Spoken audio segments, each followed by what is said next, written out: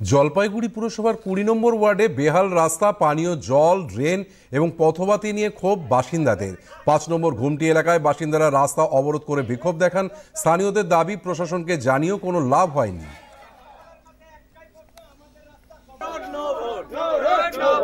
এই রাস্তা দীর্ঘদিনের বেহাল দশার জন্য দায়ী কে? প্রশাসন জবাব দাও।